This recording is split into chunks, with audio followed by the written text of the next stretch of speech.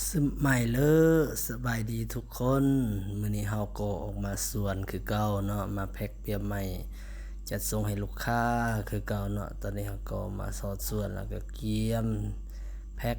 เบียใหม่จะส่งให้ลูกค้าคือเก่าเนาะกำลังแพ็คเด้อก่อนจะแพ็คก่อนจะส่งให้ลูกค้าเราก็ต้องมาเช็คมานับเบิ่งมาแพ็คดีๆส่งให้ลูกค้าเนาะ Em còn ly tiếng Việt thực dụng Em bà bơ khốn Giang gối hứng đê Trường kết gõ nông bưng gá lò đê Yêu sông mơ lê Mơ gu em nà Anh chỉ biết tay ghi Tay mơ bư tê em mơ lưu vang Này tay gõ nông Chú đốc chú sang Chú ổ em nà ไก่สร้างบร้อยยอ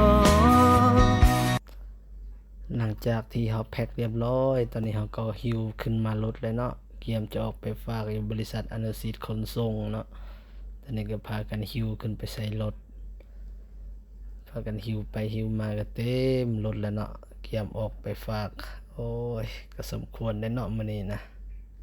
ถึงจีเมื่อยจีนักทันเมื่อก็ต้องอดทนแล้วนะเดมกดมาคนโรคเด้สู้สนอดทนสู้ยอจะส่งจาก2,000 เกียง7ส่ง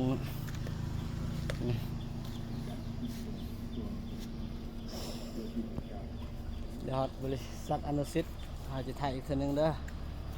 ไป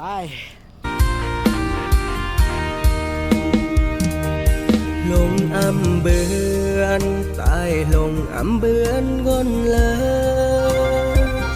อำนังย้อนมาลงยากเสมออีนารอแหมเราเกินยอเกือมทรอดาลาวแนวนี้